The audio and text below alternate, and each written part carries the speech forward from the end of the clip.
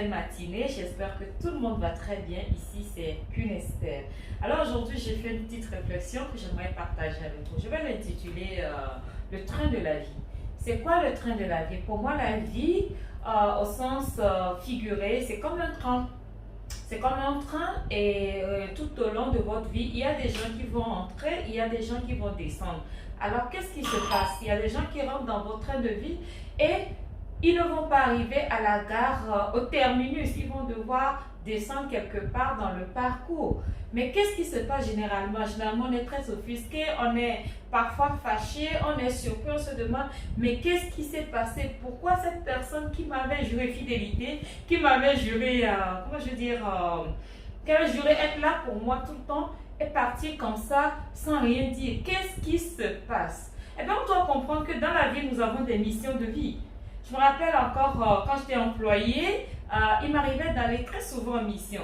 Mais quand tu vas en mission, tu as une date de départ et une date d'arrivée. Ça veut dire que tu vas à une destination où tu es censé tenir des réunions, tenir des négociations. Mais quand tu finis, eh bien, tu retournes dans ton emploi, tu retournes dans ton bureau, tu retournes dans ton lieu. Parfois, c'est à l'extérieur du pays, parfois, c'est sur un autre continent. Mais après la mission, on rentre toujours. Eh bien, dans la vie, il y a des gens qui ont des missions dans notre vie. Ils ont des missions, mais quand ils finissent de remplir leur mission, souffrons qu'ils quittent notre train de vie. Et donc, pour moi, schématiquement parlant, le train de la vie quitte une destination, on va l'appeler la gare A, et est censé arriver à la gare Z, tout simplement pour prendre les 26 lettres de l'alphabet. Mais puisqu'il y a 26 lettres, à chaque gare, B, C, D, ainsi de suite, le train fait des arrêts. Et à ces arrêts, il y a des personnes qui vont rentrer, il y a des personnes qui vont descendre. Est-ce qu'on va se fâcher pour ça? Non. La vie est merveilleuse, elle est belle, elle peut être bizarre parfois. Parfois, vous avez des personnes, vous pensez que vous devez faire de longs cheminements ensemble, mais c'est des cheminements qui vont s'arrêter de façon brusque. Parfois, en tant qu'entrepreneur, c'est des partenariats que vous tichez, c'est des personnes avec qui vous rentrez en relation d'affaires, vous avez des points en commun, mais brusquement, avant même que le projet ne finisse, ils vous tournent le dos. C'est normal, c'est la vie. On ne doit pas s'offusquer, on ne doit pas se fâcher, non.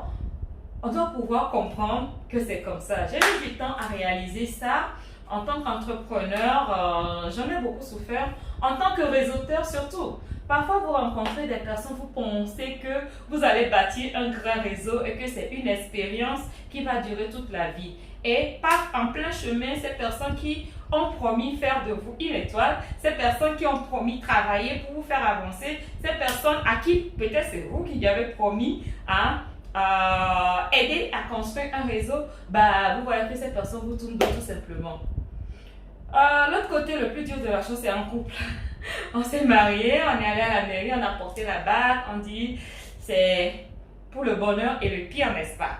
On dit c'est pour toute la vie jusqu'à ce que la mort nous sépare. Mais parfois, pour un petit chikiriki, j'ai une amie qui aime bien ce mot, pour un petit chikiriki, on se sépare. Pour un petit chikiriki, la personne qui t'a promis être là pour toi, ne jamais te quitter, être là quelles que soient les circonstances, il te tourne tout simplement le dos. Et il fait comme s'il n'a jamais entendu parler de tout ce que tu lui rappelles.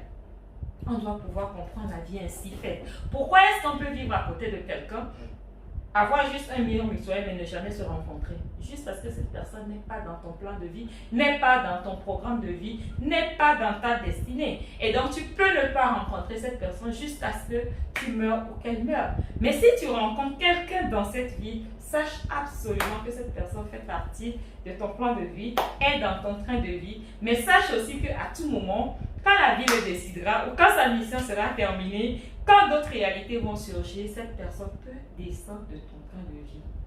Rien n'est gagné d'avance. Alors, le seul conseil que je me suis donné à moi ce matin, c'est que tant que quelqu'un est dans le train de ma vie, que je puisse vraiment donner le meilleur de moi-même, que je puisse vraiment passer des moments formidables, aider cette personne et que je puisse vraiment enjoy la présence de cette personne. Et je pense que c'est le conseil que je te donnerai aussi. Profite tant que tu veux de la présence des gens qui sont dans ton train de vie parce que tu ne sais pas à quel moment ils vont descendre. Parfois, c'est la mort qui fait descendre les gens. Personnellement, J'ai vécu cette expérience tragique qui est de perdre un être très très cher, mon père, mon ami, mon chéri, mon copain. Il était tout pour moi. J'ai pas vu venir la mort. Il n'a pas été malade, rien du tout. Un soir, on m'a appelé, on m'a dit ton père a fait une crise, il n'a pas survécu. Aussi brusque que c'est ça. Mais je n'avais pas compris que mon père avait fini sa mission dans ma vie. Il fallait qu'il descende de mon train de vie, de mon train de la vie. Attention, il faut faire la nuance entre le train de vie, qui est la façon dont on vit, et le schéma que je suis en train de vous faire voir, le train de la vie. Mon père est descendu brusquement. J'étais perturbée et je peux dire que je le suis encore. Mais petit à petit, je réalise que la vie est ainsi faite. J'ai eu la chance formidable d'avoir eu un père merveilleux. Il a été là pour moi jusqu'à ce que j'ai l'âge que j'ai aujourd'hui. Et s'il est parti, il a fini sa mission. En tant que fille, je devrais pouvoir prendre la relève au lieu de rester là, me morfondre et tout. Donc la vie est ainsi faite. Profitez de la présence des gens quand ils sont encore dans le train de vos vies et élevez votre niveau spirituel pour comprendre certaines choses. Oui, on peut comprendre aisément quand on élève le niveau spirituel. On se dit que tout est grâce, tout est gratitude. Tant qu'on est avec quelqu'un, tant qu'on a quelqu'un dans notre train de vie, enjoy à fond. Alors c'était Queen Esther. Si vous avez des avis contraires, si vous avez des compléments, par rapport à ce schéma que je vais faire voir, merci de me le laisser en commentaire. J'aimerais bien apprendre de vous. Je n'ai pas la science infuse, c'est juste une réflexion que je partage avec vous. J'espère que ça va vous aider à accepter, à supporter certains départs, à supporter certaines séparations, à certaines collaborations qui arrivent à la fin. Donc voilà, très bonne journée à vous. N'oubliez pas de liker la vidéo, partager autour de vous. Abonnez-vous si vous ne l'avez pas encore fait. Je vous aime.